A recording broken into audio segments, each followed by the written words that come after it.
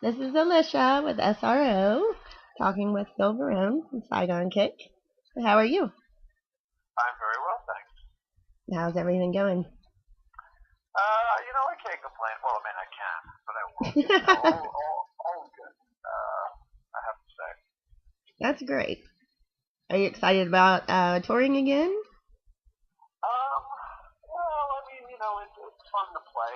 I think that for me, that was a long time ago as far as the touring aspect of it.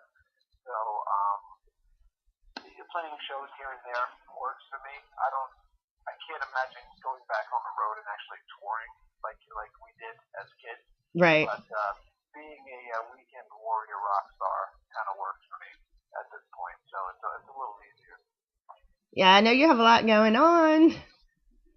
Yeah, I mean, I'm doing pretty much everything that I want to do. I think that so many people complain about not doing this or they should have done this and they should have done that, and I refuse to, go by that. And for me, if I can do it, it's something that I've wanted to do for a long time. That's what I do. So yeah, I'm having a good time. I'm very grateful that I can actually. Well, that's great. So if out of all the bands with Prunella Scales, Skid Row, Vince Neil, like Saigon Kick, what was your favorite memory? Like what stands out more? It's so hard to say because each band I had a blast.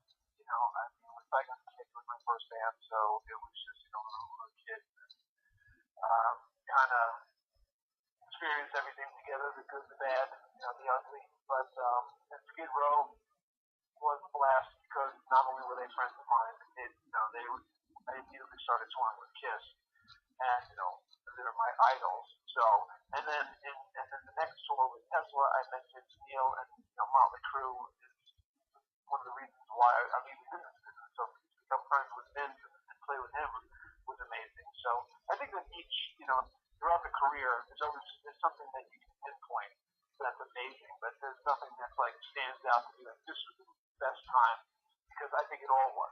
As I look back and kind of really think about it, I think every day there was something great and fun, and you're learning, you're experiencing, and it's a really great time. Oh, absolutely. And you had nine albums with Saigon Kick, right? Like, what was I it don't like know. to get a gold album? Yeah, yeah. Get the Gold Record's great. It's kind of it happened so long ago. Um, it's pretty. Anybody that gets a gold record would say that they want a platinum record. Right. Second always sucks. But it was fun. Listen, Saigon Kick, we had our issues. We had unfortunately, we got caught up at a time when grunge came into play. We were with, the labels that didn't really quite understand us because we had this very eclectic, diverse songwriting and songs on our records. So when Love Is on the Way hit, although a great song, it kind of put us in a genre that really wasn't the genre of the band. So when that happened, it kind of, we were kind of screwed. But because it happened, we were able to play and tour. And even now, 20 something years later, we have shows coming up, in Florida with great bands. Some of them weren't alive when we first put our records out, but I mean, it's still fun to think that there's somebody out there that gives a crap about it. So, it's definitely. I would have left platinum, but I'm definitely happy with the gold. That's great. I still listen to it. Yeah. And I Yeah. see where you're coming I from guess with the I should. variety. I should start listening to it since I have to play it in a week. Start warming up. Yeah. And I know you did a little bit of comedy after you left. How was that? That was a lot of fun actually. That was like my another one of my kind of bucket list things where I'm a huge fan of comedy. I'm a huge fan of movies and everything like that. And when I left music business and moved to Los Angeles, I had the opportunity to do comedy, and I think everybody should do stand-up comedy because It's such a humbling experience. And not only that, I think that it's just something that you should experience in general because you never know. You could be great at it. And, comedy is based on your experiences. And I think that most people have experienced a lot of the same things. And you never know. But it was a great time. I enjoyed it a lot, and I created the Sex Stand Up and Rock and Roll Show, which is a variety show. So yeah, it was a lot of fun. And I'm actually thinking about starting it up again now that I'm a little older and I kind of understand comedy a little better. I was thinking about trying it one more time. So. You should. I think it would be fun. Yeah. Listen, I want to get booed a little more. Why not? Why not? Yeah. What was it like? I know you were on Miami Ink and Californication and quite a few shows. What was that like? Well, I mean, Californication was the coolest because it's one of my favorite shows on television, and of course, again, I moved to Los Angeles to try acting, and to be on that show was amazing, especially being on the scene with Dave Duchovny and stuff. So, again, all these little things that happen, and I think about, and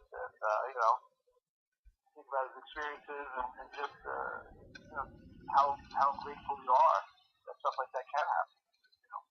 Millions of people that try to do that and never get the opportunity to. And so it's definitely, like I said, I'm very grateful for that stuff. That's awesome. What was it like? Celebrity Ghost Stories is one of my favorite shows. What was that like? Yeah. Well, I mean, to live in the house was fun, I have to say. But, yeah, I kind of miss that place, actually. I miss the spirits that I had there and stuff. Listen, people don't believe in that stuff. I do. I know it's in front of me. But it was a blast, and I loved doing the show. They asked to kind of go back to the house and shoot again, but at that point, the new owners of the house and stuff weren't able to. But I was hoping to see if they were actually still in it. But again, another fun thing, and another chalk it up on the bucket list of things to do. So. I believe in it. I've been there too. Yeah. It's a crazy experience, but it's fun. So, what do you have in store for now, for the future? Right now I'm still I shoot for Vivid. So I mean I have a radio show on Sirius XM 102 called The Swing. Um, it's a great show on Wednesday nights. I do it, and it's about swinging because I'm in a lifestyle. And yeah, I've been shooting a swinger series for Vivid, and right now, future-wise, it's wide open, and I kind of there's goals that I want to achieve.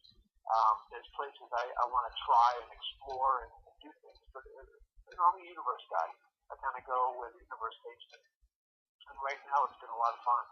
So I'm pretty open, and I'm very content on where I'm at right now, and look forward to the future because I think it's just going to get better and better. Oh, absolutely.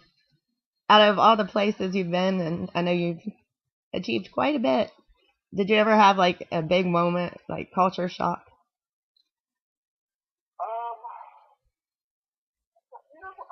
It's funny. Not really. I guess I'm pretty open to so many things. I think the reality is that most Americans would get a culture shock if they left the United States. Right. And, because unfortunately, the ignorance that comes in the American way of thinking is because they've never left their driveway. And I've always,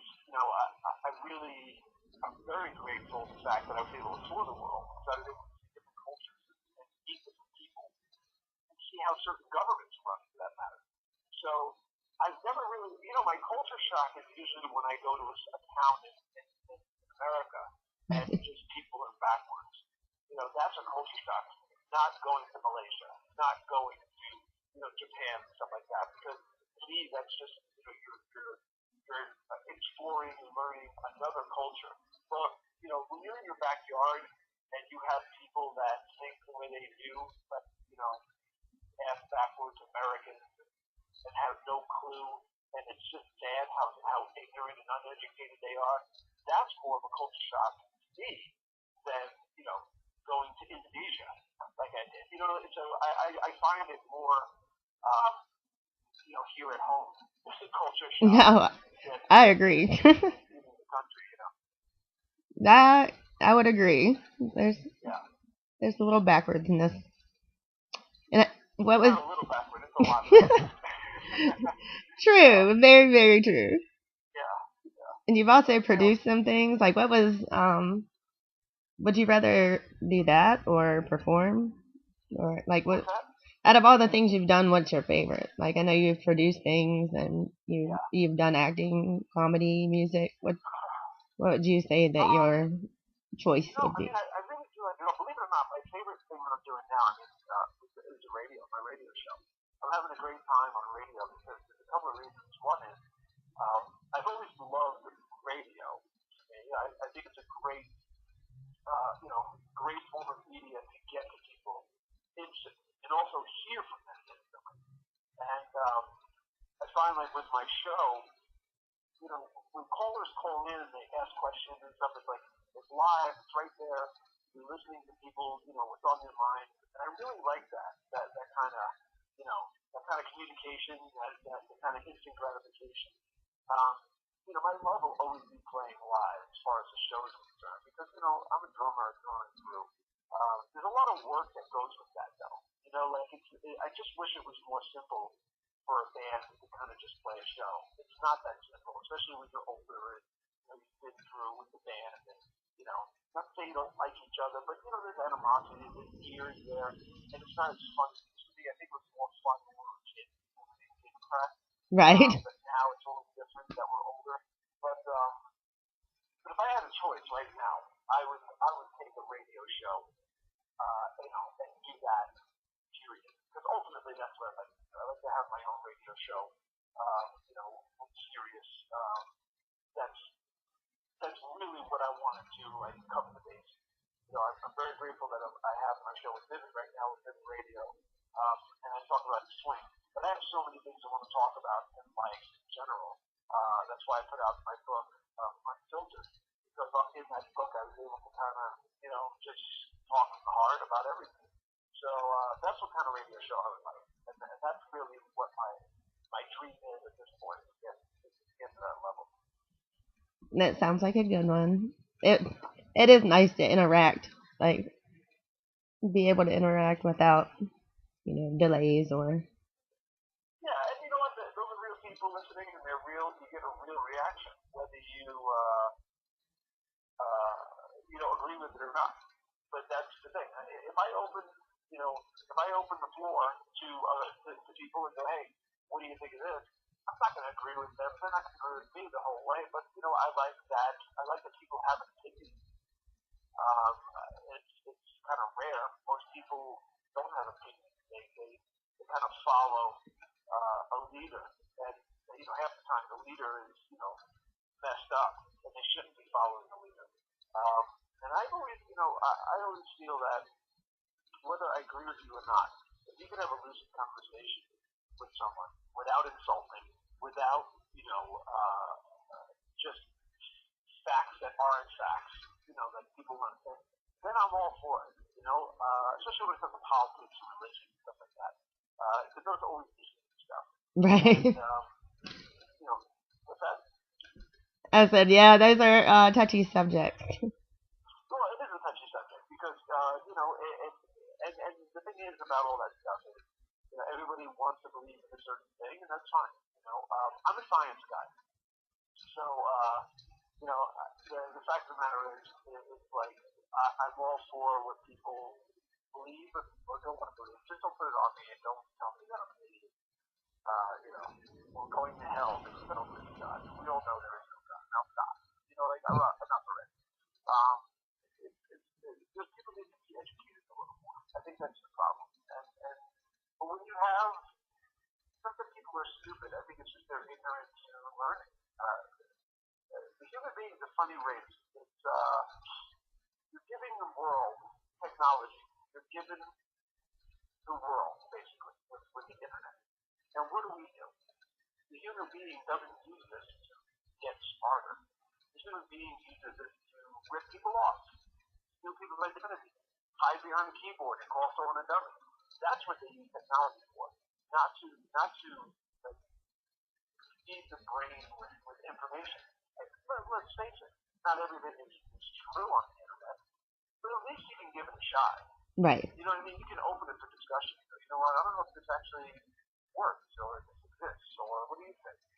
And not be so heated about something that just like it's a shocker that this doesn't exist or it's proven that it doesn't exist. It's okay.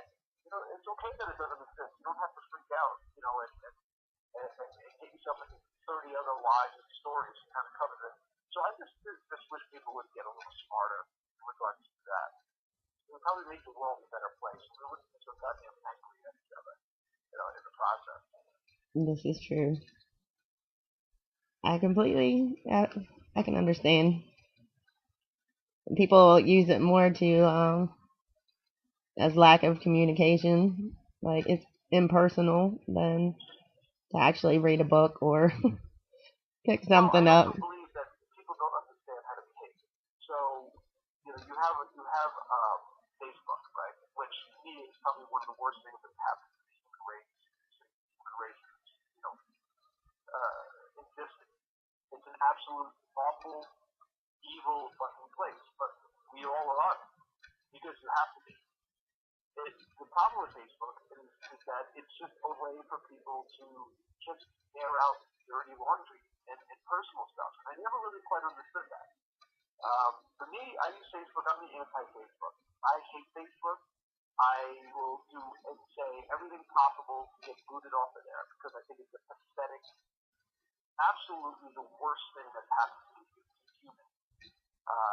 Period. And I include the Holocaust in that. I include the Kennedy assassination. I include events in the world that are just so horrific.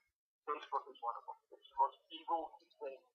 If I did believe in God and the devil, I would say the devil invented Facebook. But we all know that neither exists. So it is what it is. So the problem with Facebook is no one knows how to act. Because if they take you on as a friend, all of a sudden they think you're really friends. And all of a sudden they don't understand boundaries. And that's human beings. And that's why I've always said this. The definition of making the world is you're not on Facebook. That's the definition. That's when I know I'm successful, when I can delete Facebook and not give a shit. What's cool about Twitter is no one can really bother you on Twitter like that, like they can on Facebook. You know what I'm saying? Yeah. Like you can't really do much on Twitter because they have to follow you. You have to follow them. You have to do these things to and Twitter is like one of those, again, a bullshit social media, but it is what it is. It's part of the time. My hero is Howard Hughes. That's to me that's the ultimate goal, is to be Howard Hughes and do right with the money and do right for people. Just not be connected with idiots.